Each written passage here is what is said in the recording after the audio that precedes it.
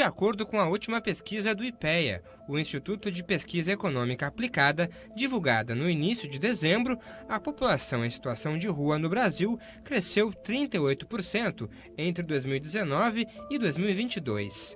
São mais de 280 mil pessoas nessas condições aqui no país. Em uma década, de 2012 a 2022, o crescimento desse segmento da população foi de 211%. Dados do Ministério dos Direitos Humanos e da Cidadania apontam que ao menos 3.189 pessoas viviam em situação de rua em Porto Alegre no ano de 2022, o que representa 0,24% da população. Já no Rio Grande do Sul, o número de pessoas nessa situação era de 10.877, 0,10% do total. Quais fatores contribuem para o aumento do número de pessoas em situação de rua? E o que pode ser feito para conduzir essa problemática cada vez mais complexa? Esse é o tema do debate de hoje. Fique com a gente e acompanhe a discussão. Olá para você que acompanha a TV Câmara de Porto Alegre. Esse debate de hoje traz aí, como a gente viu nesses dados, a problemática das pessoas em situação de rua aqui na capital. Para isso, a gente hoje recebe aqui nos nossos estúdios o secretário de Desenvolvimento Social aqui de Porto Alegre, Léo Voit, também a Dayana Hilário, que é a coordenadora de Proteção Social de Média Complexidade da FASC. Queridos, muito obrigado por estarem aqui com a gente. Duas frentes importantíssimas que lidam com essa situação diariamente aqui, e vale o registro também, aqui eu queria destacar, que nós convidamos o representante do Movimento Nacional das Pessoas em Situação de Rua para participar, o Edson Campos. Ele não pôde se fazer presente porque está numa agenda em Brasília, e também representantes da URGS, que trabalham de perto também com a população que está na rua. Bom, vimos dados aí, né, sobre essa situação, dados que nos preocupam. Imagina, em uma década, 211% de aumento, né, secretário?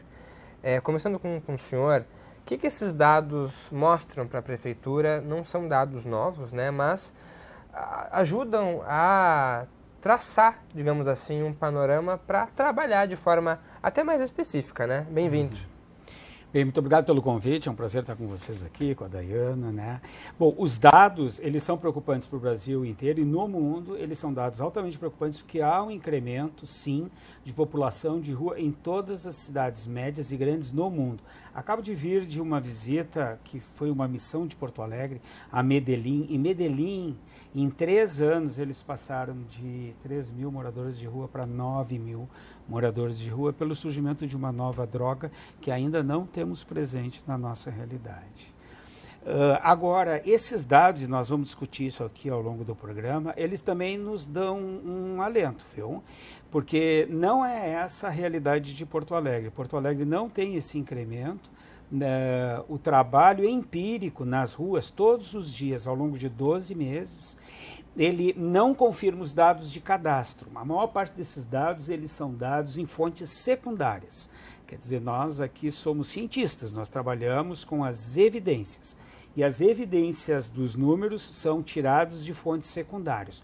Nós justo temos uma vantagem de gestão, uma vantagem de política pública, porque além de ter os dados cadastrais do Bolsa Família e do CAD Único, nós também temos 11 equipes nas ruas da cidade, em todas as 17 regiões do orçamento participativo, diariamente abordando e identificando essa população.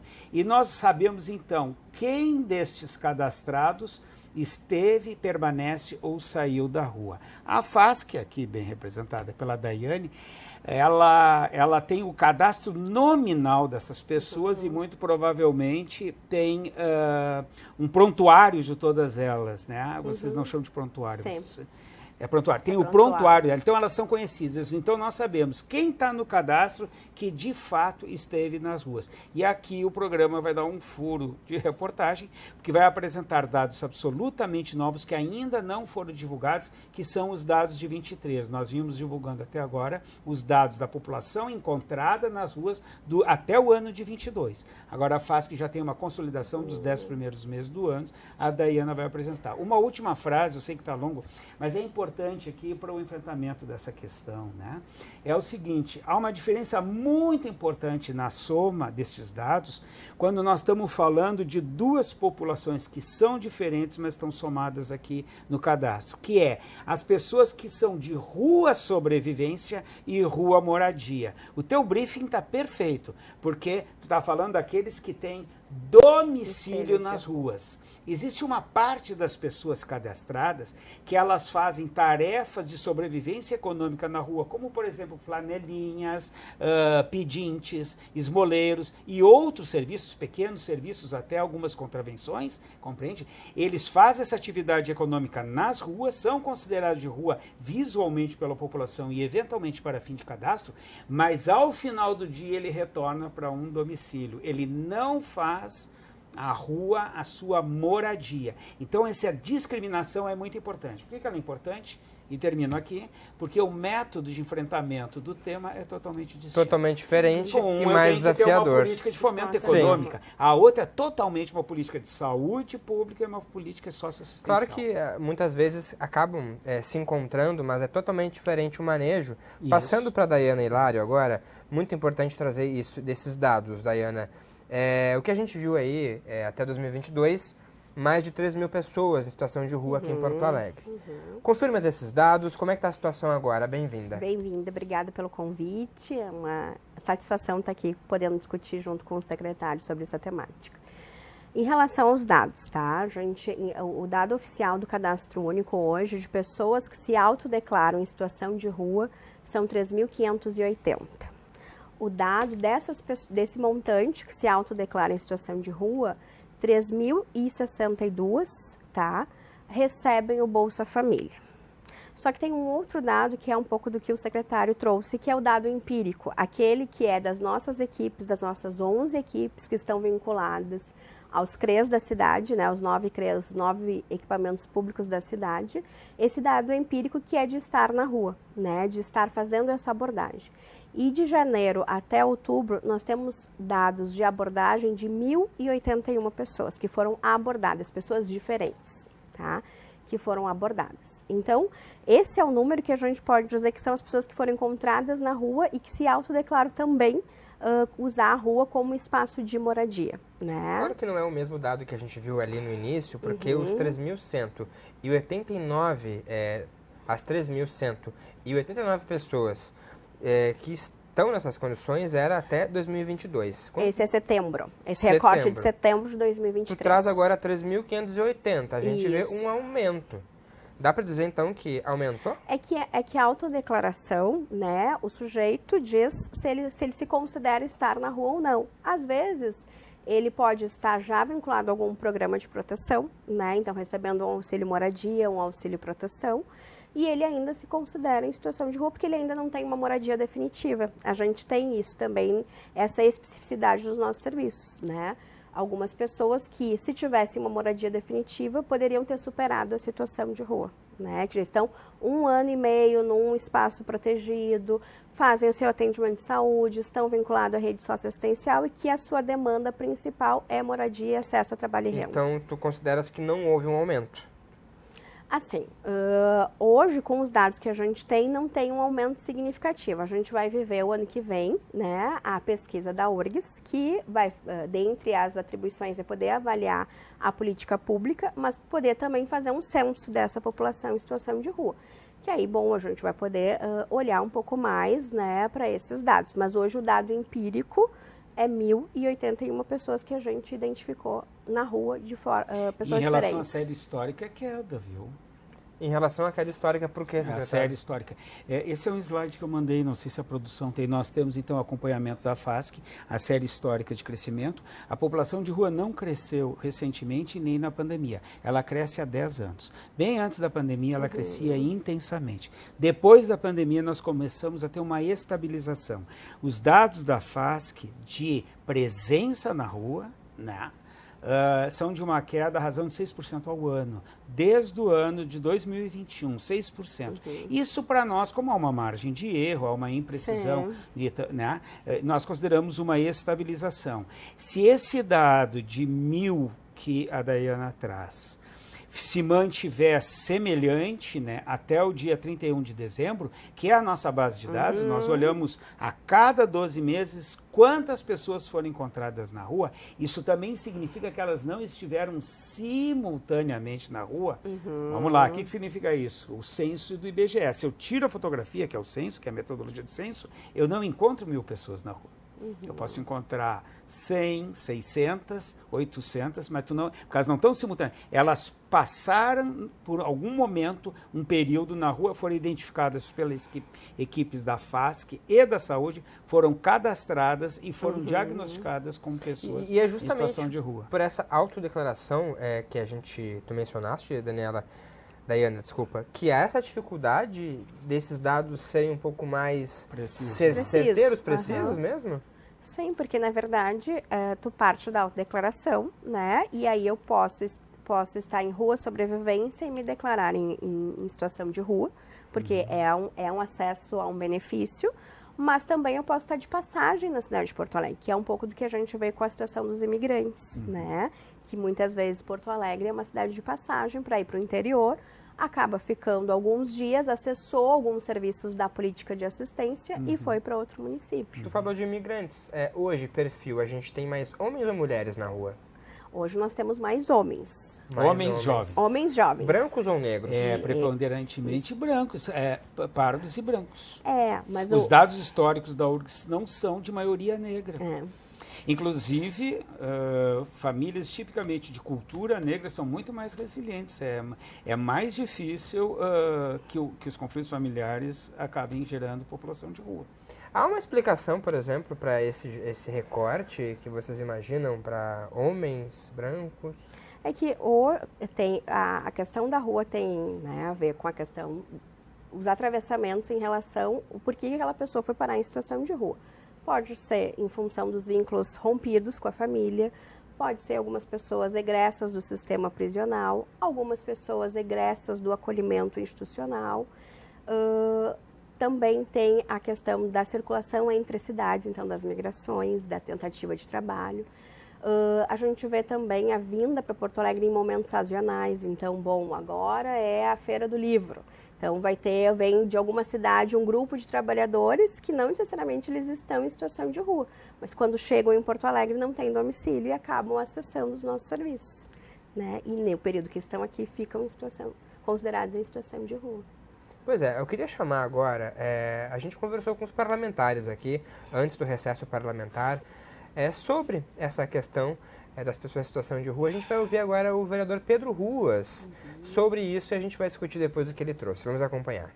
É claro que houve fatores que intensificaram essa crise, a pandemia eu acho que é o mais importante, mas não há um trabalho sério, do meu ponto de vista, de parte da Prefeitura, em minimizar isso.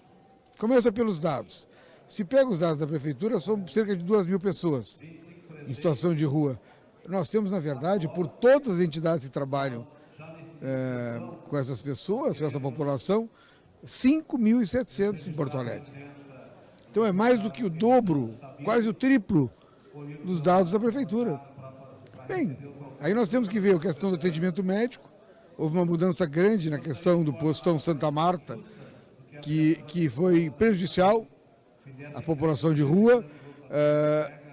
Houve muitas denúncias de violência da Guarda Municipal. Nós já recebemos, levamos a guarda essas denúncias. Há também uma situação grave com relação aos horários e às condições de albergagem, dos albergues, funcionamento, que as pessoas não se adaptam, são difíceis mesmo. Por exemplo, tem que sair às 7 da manhã no inverno do albergue, isso é um inferno, né? Então melhor já estar na rua, já está adaptado ali do que tem que sair às 7 da manhã, no auge do inverno. Então, tem muita coisa, além do que a prefeitura gasta em tudo menos com essas pessoas. Não gasta com isso. Dá a impressão que não se importa. Eu não quero nem afirmar que não se importa, mas dá a impressão que não se importa. Então, isso tudo é muito grave. Nós que temos compromisso com Porto Alegre, é o meu caso, que nasci, me criei aqui, e nunca vi uma situação social tão dramática, entende? Em 7 mandatos que eu tenho, como estou vendo nesse momento aí. Sei que há causas externas, exógenas, né, não previstas pelo poder público, como é a pandemia, mas há também um fator grave de verdadeira incúria, ou seja, não cuidar, não cumprir os seus deveres com relação à população mais fragilizada da nossa capital. Vereador Pedro Ruas aí do pessoal trazendo sua visão. Secretário, então, ele trouxe várias questões aí, a gente pode pontuar, mas, por favor, seu contraponto sobre o que ele traz aí. Não vou fazer contraponto, porque eu acho que um dos maus caminhos da gente enfrentar esse tema é colocar ele na disputa política, né? E eu não sou um homem de partido e eu estou no governo por 50 anos de serviços prestados à causa pública. E eu trabalho, então, com evidências e não com compromisso de alguma agenda outra que não o da inclusão. O número que o vereador usa de 5.800 é um número de fato verdadeiro da Secretaria da Saúde, que possui no seu sistema de atendimento de saúde 5.800 pessoas, ou que se declaram, ou que já tiveram, ou que estão na rua, ou que inclusive têm risco de ir para a rua e o serviço é preventivo. A soma desses grupos produz esse dado, que é fato, 5.800, na FASC. As pessoas com potencial de rua ou que já tiveram na rua, que frequentam os serviços socioassistenciais da FASC, são 6.200, mas isso não significa que essas pessoas estão na rua, que é um pouco que convém a confrontação desse debate. Desculpa lhe perguntar, mas você falou dos dados, só para não perder o gancho.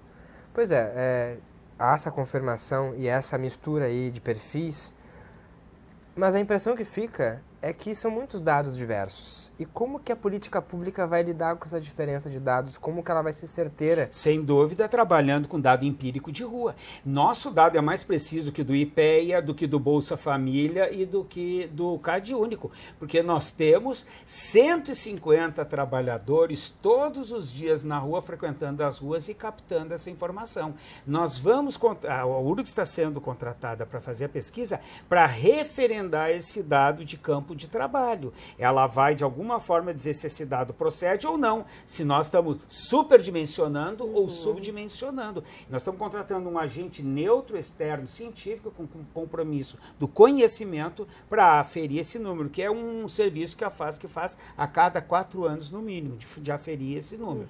Nosso papel não é ficar fazendo a disputa dos números, é identificar a pessoa na rua e acolhê-la. Sobre o acolhimento, que o vereador diz que é frágil, também não é muito verdade. A FASC tem, só a FASC, sem contar a saúde, tem 1.890 vagas de atendimento para a população adulta.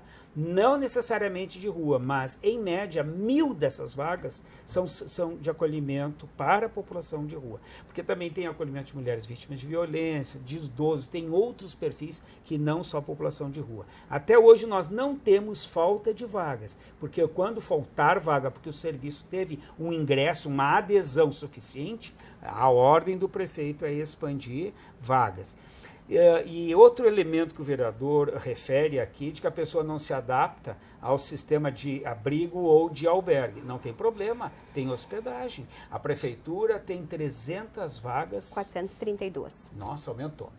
432 vagas de hospedagem social. O que é hospedagem social? Isso é uma experiência que veio do Housing First, primeiro moradia melhor, que é a pessoa ganha uma vaga de moradia num micro-hotel, num pequeno hotel, com um quarto individual, banheiro e cozinha compartilhados, e lá ele tem inclusive a sua autonomia, privacidade e liberdade para seus usos e vícios, compreende? Então não se adaptou ali, o sistema socioassistencial não manda ele para a rua. Se ele não se adaptou, oferece para ele uma segunda vaga. E se ele está suficientemente organizado, aí ele é oferecido uma oportunidade de moradia. Para concluir, precisa-se dizer o seguinte: a prefeitura aborda a população de rua todos os dias e oferece 8 alternativas de acolhimento. 8. Tu sabia que era 8?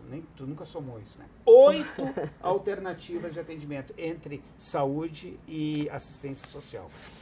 E as pessoas que estão na rua, elas ainda não aderiram a nenhuma das duas 8. Ou porque elas não foram atraentes, ou porque nós ainda não fomos suficientemente convincentes a elas. Mas esse é o trabalho que nós fazemos todos os dias. E os números estão sendo positivos. O cenário que a Daiana apresenta aqui é de involução da presença de rua moradia. Daiana, queria passar para ti agora, porque, mais uma vez, quero falar sobre os dados, realmente. Contar só com esses dados de autodeclaração não é complicado também para ajudar na política pública? É que o dado oficial do cadastro único, a base dele é autodeclaratório, né? Então é a base que a gente usa no país como um todo, né?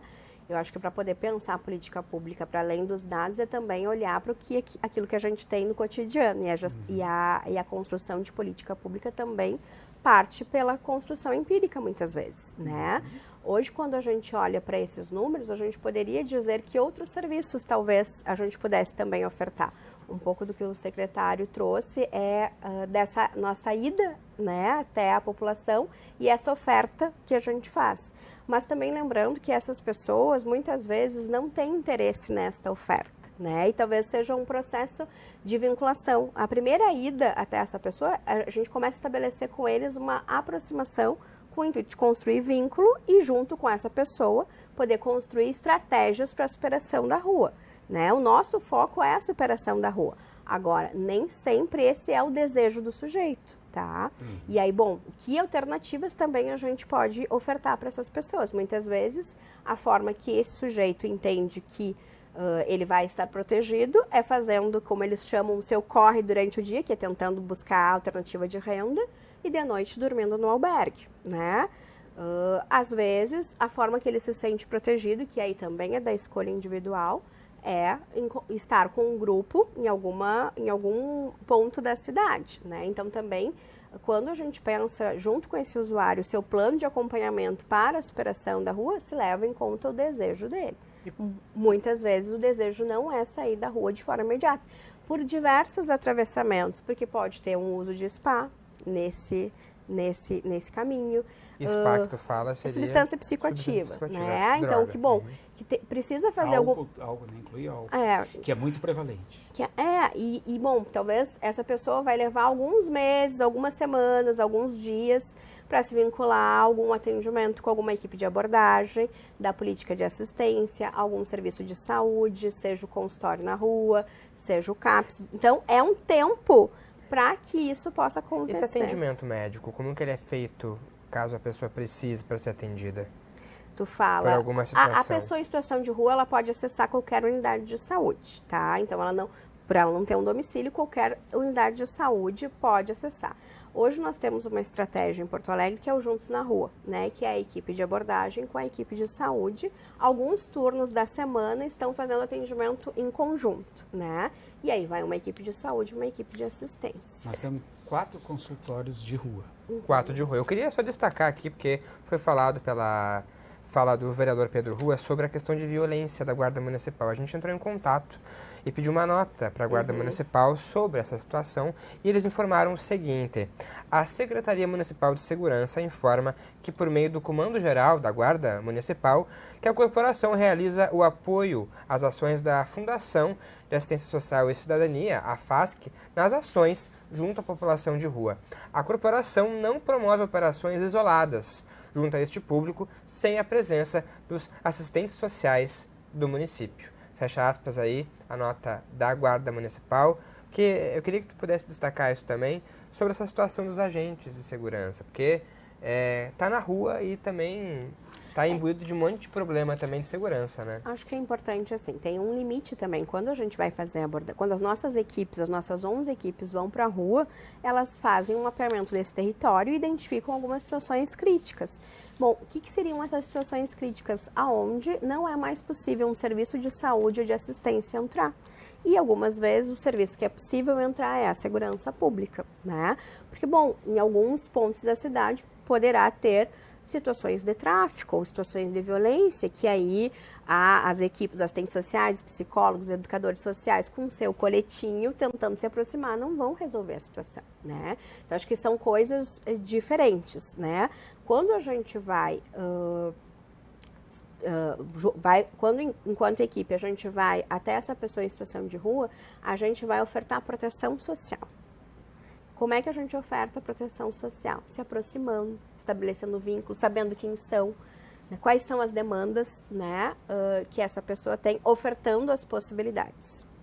Queria passar para o secretário aqui de Desenvolvimento Social, ouvindo um pouco o que a Dayana traz, secretário. 11 equipes, não me parece pouco para esse trabalho tão complexo que é? Não teria que aumentar essa equipe de abordagem? Não, as de abordagem cobrem todo o território, é quase uma demasia, porque elas estão em todos os territórios, e tu tem territórios que são 10, 15 pessoas em situação de rua, e tu tem uma equipe completa com custo elevado. Nós estamos repensando em redistribuir isso, em reordenar esse sistema, porque uma coisa é eu ter 2 equipes no centro de Porto Alegre, outra coisa são essas equipes na Glória, onde o número é super reduzido, ou no extremo sul, onde esse número é extremamente reduzido. Então precisa haver, inclusive, uma redistribuição. Nós temos ociosidade de equipe e não falta. O que talvez tenhamos que fazer é um reordenamento. Mas foi duplicado o número de equipes no centro no atual governo. Os AICAS praticamente claro duplicou. Que vai depender muito do perfil da pessoa em si, mas em média, quanto tempo pode se demorar para que uma pessoa consiga sair daquela situação? O Cícero, que é um dos líderes do movimento em Porto Alegre, levou 16 anos e o Nilson 20 anos. O casal Lamas, que um trabalho espetacular feito ali na frente do Banco Itaú, na 24 de outubro, que toda a cidade que passa naquela região acompanhou, o casal Lamas tinha mais de 20 anos de rua, um casal de idosos. E nós só conseguimos retirá-los porque incendiou o barraco deles e aí houve realmente risco de vida. Queria também destacar mais uma vez, antes de passar para o próximo depoimento, Dayana, entendendo um pouquinho mais sobre esse trabalho de abordagem, o quão complexo ele é. Como é que vocês chegam nessa ponta para tentar dialogar com essa pessoa? Como é que é esse trabalho? A gente se organiza no território, então cada equipe tem dentro do seu cronograma, se organiza por turnos em dupla para fazer esse mapeamento do território. A gente tem esses pontos críticos em cada território, em locais que a gente às vezes vai ter que fazer 1, 2, 3, 4, 5 abordagens até que essa pessoa deixe a nossa equipe se aproximar. Às vezes a gente começa a fazer o vínculo e não sabe nem o nome. Então tem um processo de estabelecer vínculo e também dessa pessoa deixar a gente se aproximar, né? Hoje, como o secretário disse, a gente tem 11 equipes de forma descentralizada na cidade, vinculada aos 9 CREs. É suficiente, 11? Assim, hoje, pelo número que a gente tem, eu concordo com o secretário que sim. Eu diria que a gente precisa expandir no centro de referência a população em situação de rua, que hoje na cidade nós temos 3 centros POPs e temos uma perspectiva de abertura de 2, né? Porque o centro de referência, ele é para além do acompanhamento, para além da tentativa de vinculação e oferta. A pessoa pode passar o dia, se ela quiser, né? Hoje a gente tem uma organização que as pessoas passam o turno, mas nós temos a intenção que essa pessoa possa passar o dia. Por quê? Porque ali tu vai poder construir vínculo e estabelecer outras perspectivas. A pessoa pode passar o dia no Centro Pop, fazer o seu corre e ir para um albergue, ou ir para uma hospedagem, ou ir para uma moradia provisória. Você acaba se concentrando mais no centro histórico, realmente? Sim, a nossa concentração maior é no centro histórico. O que é importante dizer é que essas equipes, né, essas 11 equipes, elas não fazem só abordagem de adulto, né? Então, a gente tem como desafio na cidade o aumento do trabalho infantil. Então, essas equipes também fazem abordagem de crianças e adultos, enfim, que estão vivendo... E idosos também? Idosos também, né? Mas o trabalho infantil, na verdade, eles abordam todas as pessoas que estão em situação de rua, a questão da criança e da sua família, ou de quem, de alguma forma, está usando essa criança, né, para recurso, para o seu para sua sobrevivência ou usando aquela criança para sobrevivência de toda a família. É um né? componente aí a mais, um desafio que se Isso. coloca a mais. Deixa eu chamar o outro vereador, o vereador Idenir Sequi, que também trouxe sua contribuição para o debate. É um problema de saúde pública que aflige as grandes cidades do mundo. Aflige aqui na América Latina, na América do Norte, na Europa, apareceu muito. Eu fui ver em Londres também, que teoricamente não era para ter, tem. Acharam até uma solução para o morador de rua que tem o seu pet junto, para levar o pet junto nas casas onde são abrigados os moradores de rua. Eles vão com mais vontade, digamos assim, e sem aquela preocupação de deixar o seu bichinho na rua. É uma das coisas que conseguiu levar mais gente para os abrigos da Grã-Bretanha. Agora tem outras que nós precisamos fazer. Nós não podemos tratar os moradores de rua como lixo. São pessoas que nós temos a obrigação de tentar achar um jeito de minimizar o sofrimento deles, porque eles sofrem. Tem muitos que têm um problema de drogadição, tem outros que têm problemas mentais, e nós temos que achar uma maneira de abrigá-los. Mesmo que tenha algumas restrições de querer ou não querer ir para um abrigo, para uma situação de higiene melhor, nós temos que ter muita paciência e fazer as coisas. O prefeito Melo em Porto Alegre tem tentado fazer isso, tem tido a oposição de alguns grupos, mas nós temos que tratá-los. Eu tenho essa convicção. São pessoas humanas que precisam de cuidado, que precisam de um olhar, mas muitas vezes elas não têm o discernimento de escolher se querem ou não querem ser ajudadas. Muitas vezes eu acho que elas precisam ser convencidas de uma maneira técnica e não pode ser problema ideológico. O morador de rua não é ideologia. Temos que tratar como pessoas humanas de uma forma técnica. Secretário, como convencer? A palavra é essa, convencer, porque como ele disse, né, não estão no discernimento realmente de escolher, de entender a situação? São essas duas coisas. Eu acho que tem também falta de confusão mental, né? Pessoas com sofrimento psíquico e transtornos e pessoa com conveniência de drogadição, compreende? E às vezes por conveniência socioeconômica, porque a rua, ela embora ela seja o pior lugar do mundo para a pessoa estar, é o pior lugar do mundo, é uma faixa de gás a rua para qualquer pessoa, a verdade é que ela dá um subproduto que é a alimentação farta e a obtenção de recursos econômicos. Então a pessoa se sente mais confortável e protegida ali na rua porque ela obtém meios econômicos de sobrevivência e de financiar seu vício. Então o processo de convencimento é muito difícil. Veja o que acontece em São Paulo, na Cracolândia, há políticas intensiva, ostensiva, em grande quantidade, não falta recursos à Prefeitura de São Paulo. No entanto, não há qualquer demoção daquelas pessoas, daquela circunstância, pela conveniência do uso de SPA, compreende? Então é muito difícil, é um desafio e é o papel da política social, seja pública, seja comunitária. Há de ser convincente de que a pessoa tem que fazer essa transição da recuperação. Alguém tem um familiar com dependência química? Nós estamos falando disso, exatamente disso que a gente viveu em casa ou na família, só que de forma agravada. E isso é agravada pela pobreza, que aí não é frequente, embora tenha um discurso meio romântico, o cara é doutor e vive na rua, ele é uma exceção absoluta. Compreende? A questão socioeconômica, a pobreza, ela é indutora, sim, de população de rua. Tanto que em conjunturas, podemos pegar as conjunturas de crescimento econômico, desafio a qualquer cientista aqui. Tu pega as conjunturas de crescimento econômico do país, quando cresce a economia do Brasil, não cresce o número de moradores de rua e pode até decrescer. E o oposto é verdadeiro, tanto que o nosso pico de morador de rua são 2.600, e agora me esqueço o arredondamento, e 81, que é em 2022.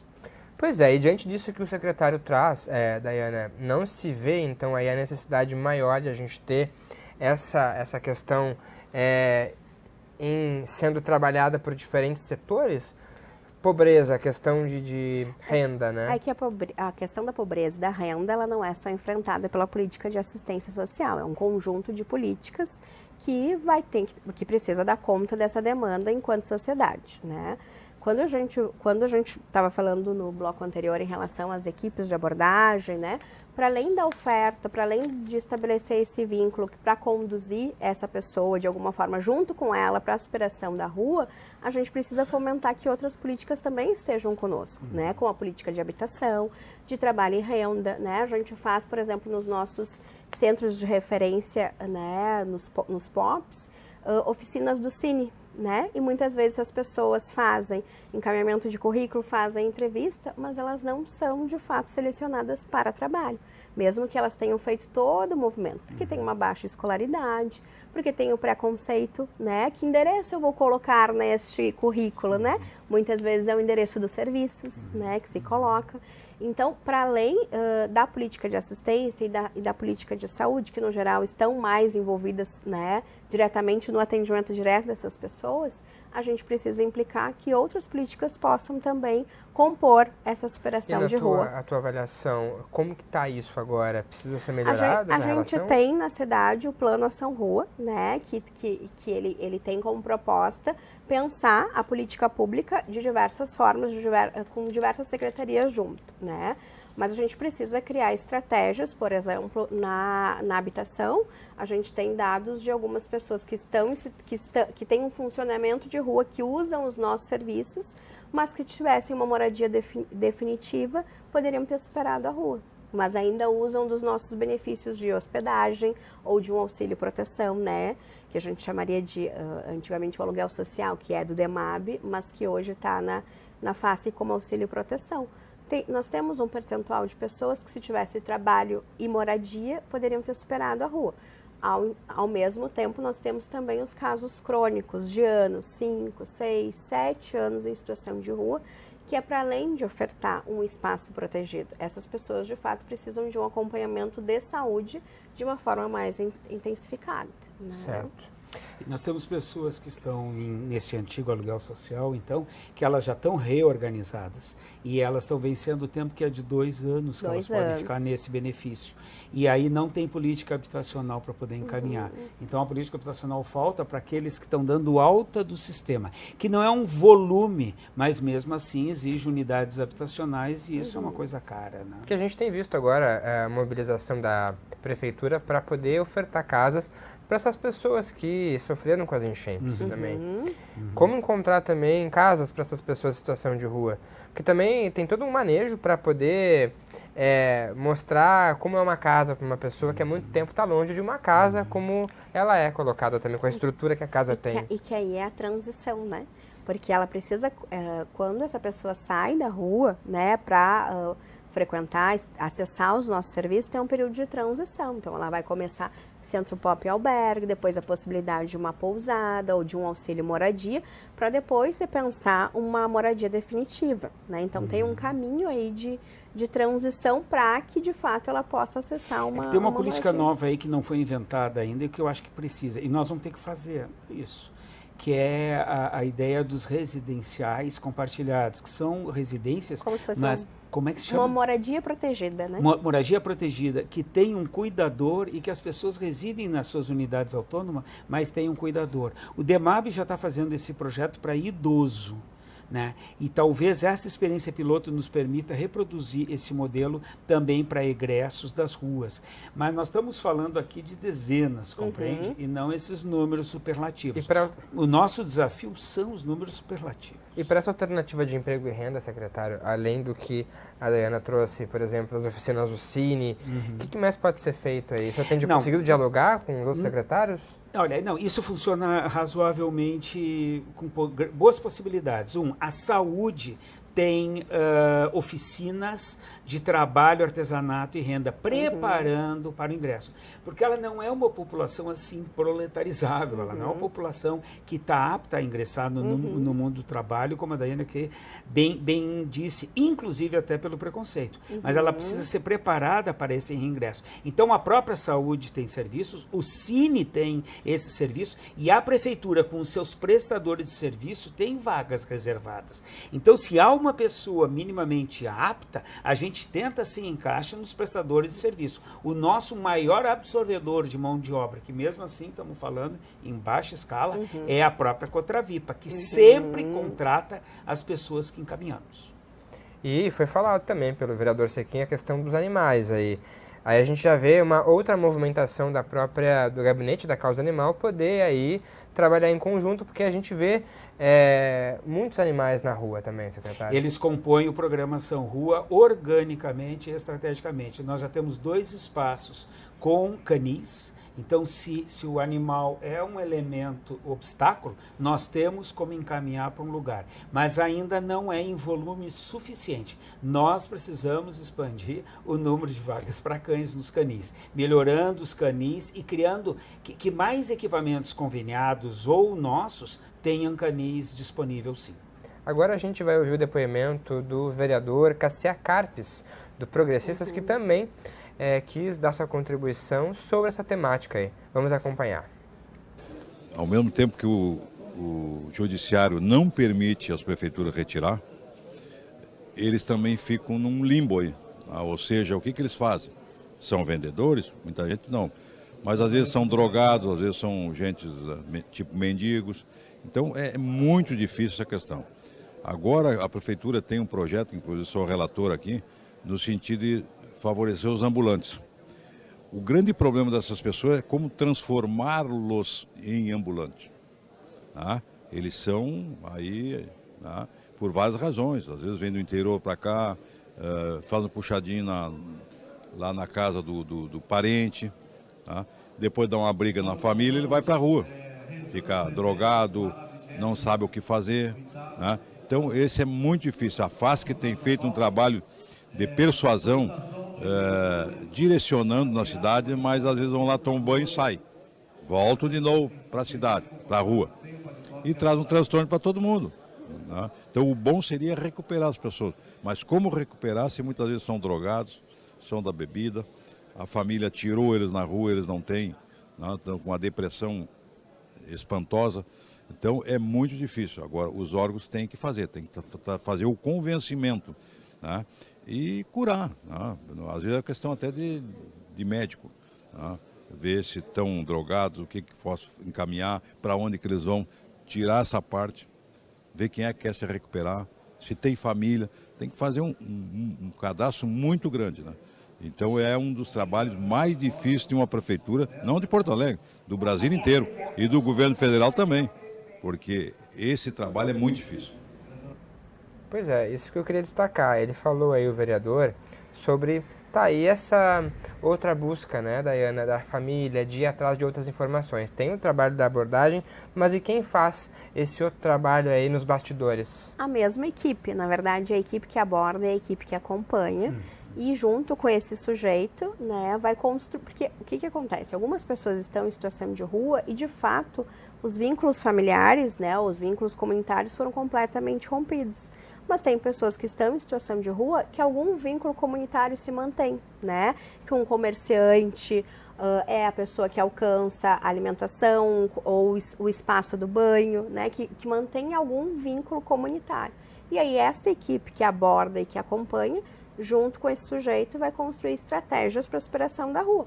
Se esse sujeito disser que tem um familiar em tal cidade, né, ou em tal bairro, essa equipe vai em busca desse vínculo para tentar restabelecê-lo, né? Mas muitas vezes não tem, tá? Muitas vezes não tem. Por isso que para mim ficou difícil fazer essa conta, a gente pensando então no número de 1.000, aí um pouco mais de 1.000 pessoas declaradas, apenas 11 para dar conta de tudo isso. Eu ainda sinto que é pouca gente para lidar com tudo isso. É que a questão da rua, ela não é só da equipe de abordagem. A equipe aborda, né?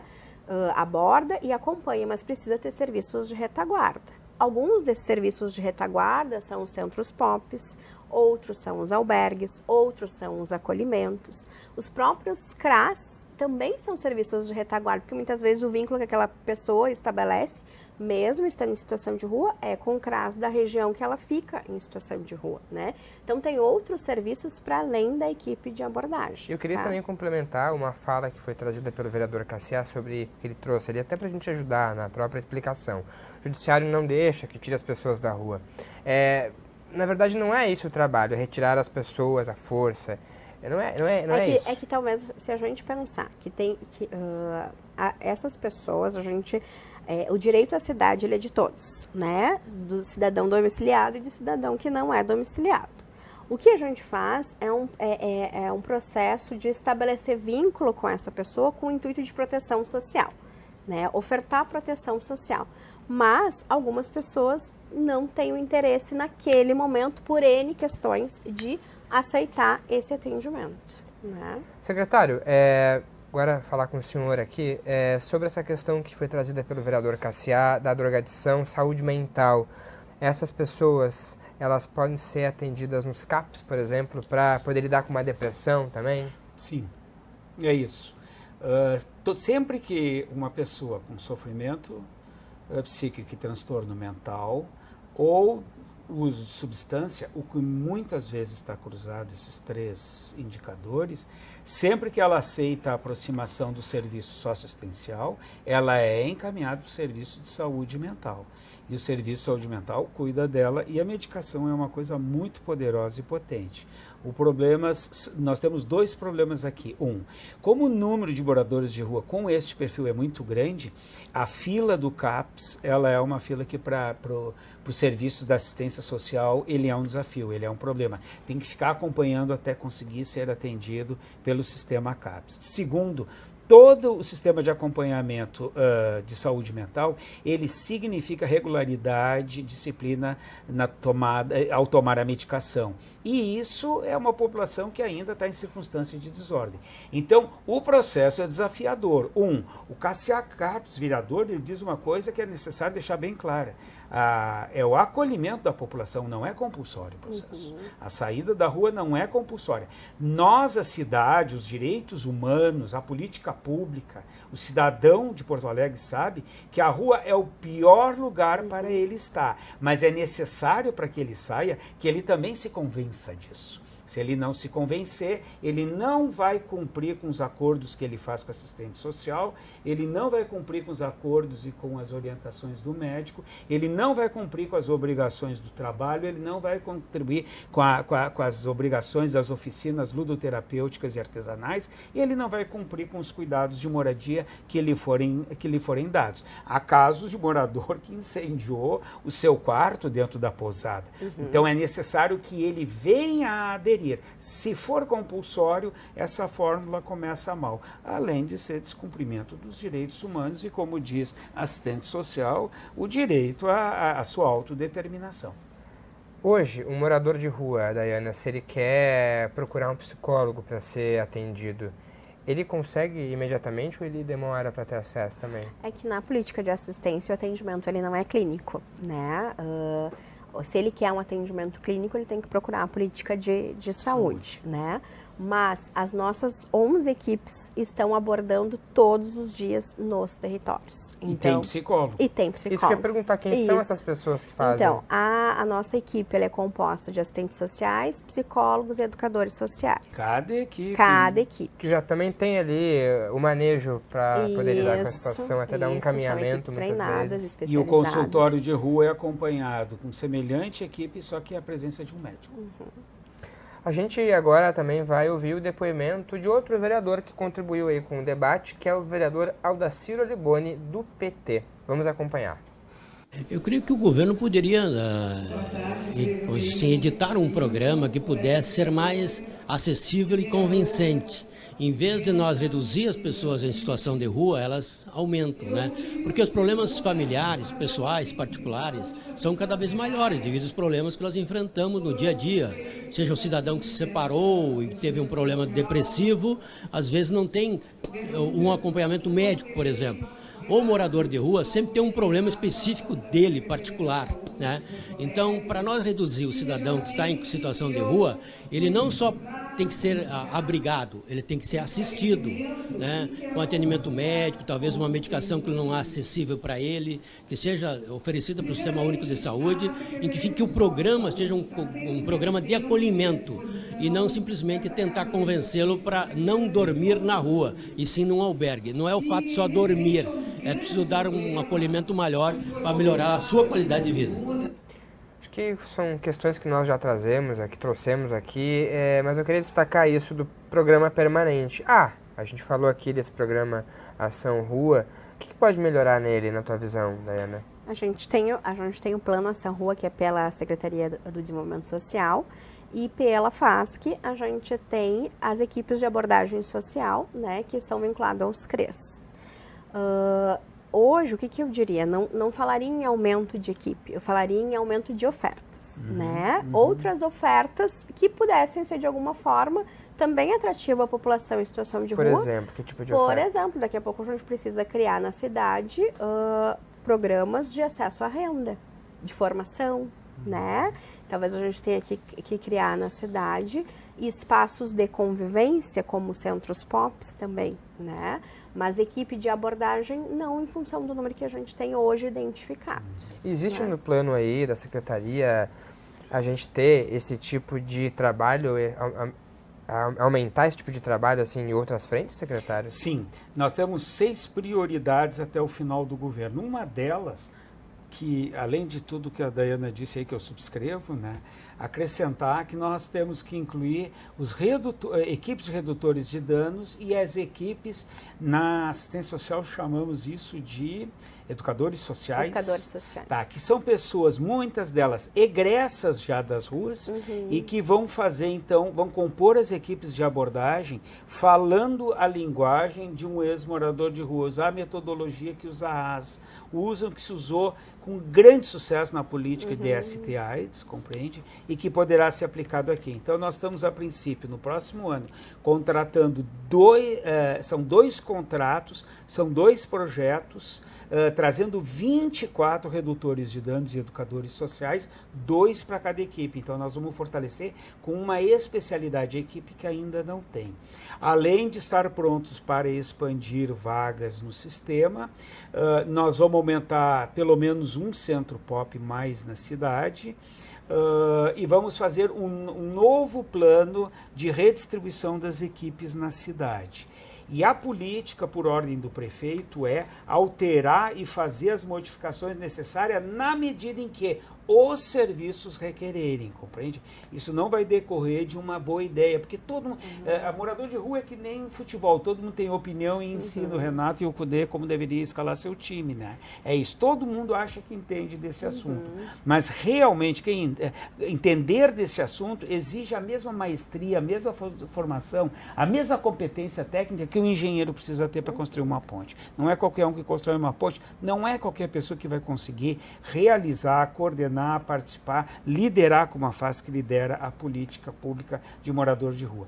E é necessário sublinhar, por fim, aqui, muito claramente, que as equipes de abordagem, Felipe, elas são um dos serviços de atendimento à população de rua. Não o único. Tem os serviços de saúde, tem os serviços de fiscalização urbana e restauração dos espaços públicos, tem os serviços da Guarda Municipal, que tem formação em direitos humanos. Nós não temos nenhum caso nesses 3 anos de governo de denúncia de violência. Objetivamente, o que se fala de violência da Guarda é pirotécnico, porque até agora não tem um caso registrado, nenhum tipo de denúncia concreta que nós pudéssemos averiguar, apurar e, inclusive, recapacitar ou, inclusive, punir o servidor. Para esses meses que a gente prevê aí altas temperaturas, Daiana, há alguma ação específica para que essas pessoas elas consigam lidar com esse calor na rua aí? Na verdade, isso é um grande desafio que a gente precisa enfrentar, assim como no inverno, a gente na abordagem oferta, então, um cobertor, a intenção é que a gente possa também ofertar água para as pessoas na abordagem. Mas, assim, isso também é um desafio quando a gente pensa que essas pessoas, não é só a água que elas precisam de banheiros também, né? Então, isso também é um desafio da cidade. Muitas vezes eles usam os nossos serviços para se utilizar de um banheiro público, né? E eu acho que até chinelo nesse chão quente, como eles vão conseguir caminhar? Bermudas, chinelos, camisetas. Bermuda é o que mais falta, viu? Eu sei disso porque o gabinete da primeira-dama se dedica a arrecadar para atender essas demandas. E, de fato, como a população é majoritariamente jovem, masculina, do número de doação de agasalho e de roupa nós temos fartíssimos, mas bermuda, não. Vamos ter isso agora, secretário? Estamos sempre pedindo bermuda, mas a verdade é o seguinte, bermuda é um artigo meio raro, quem tem não dá as suas. Mas além da água, a gente vai conseguir ter outras políticas aí para ajudar nesse calorão? Nós vamos prosseguir fortalecendo as políticas. Olha, as políticas não são pequenas, Felipe, tu me perdoa. A população mais cara da cidade, do ponto de vista da assistência social, é a população de rua. O volume de recursos que o poder público investe ali, nós não estamos autorizados e nós não reivindicamos que seja expandido. Ele é o maior volume de recursos que uma cidade coloca numa população. Não há nenhuma população tão investida com equipes, com estrutura, com material, com oferta, 8 ofertas diferentes de atendimento na cidade. E mais, nós temos outros irmãos porto-alegrenses no Cachorro Sentado, no Buraco Quente e lá no fundo do Sarandi, que também precisam de atendimento e não estão tendo esse atendimento que a população de rua tem. Então nós temos que ter prudência, nós temos que ter equidade no acesso aos serviços públicos. Muito obrigado. A gente que agradece a disponibilidade de vocês aqui de hoje, a gente poder conversar um pouco mais sobre essa problemática que é cada vez mais desafiadora. Secretário, obrigado pela sua presença. Obrigado. Considerações Convite, finais. viu? Até a próxima. Não, estou disponível aí, nós estamos trabalhando muito seriamente e estamos trabalhando sobre evidência sempre. Insisto, né, que a área social é uma área de proteção e não de disputa. Obrigado, secretário. Daiana, Hilário, obrigado pela tua participação. Também, enquanto obrigada, representante foi um da prazer FASP. compartilhar, né, um pouquinho sobre essa demanda na cidade, que é tão importante, junto com o secretário e contigo, Felipe. Obrigado, Obrigada. a gente fica à disposição. Agradeço muito a tua contribuição também de ter assistido o nosso programa. Compartilhe com mais pessoas para a gente poder ajudar também daqui a pouco a dar sugestões. Aí estamos no Parlamento da Capital Gaúcha, lugar onde as leis são feitas, momento aqui para a gente poder pensar juntos em estratégias também. A você, não esqueça que dá para acompanhar este e outros programas da TV Câmara por meio das nossas redes sociais e mais informações no site da Câmara de Vereadores de Porto Alegre. Até a próxima. Tchau, tchau.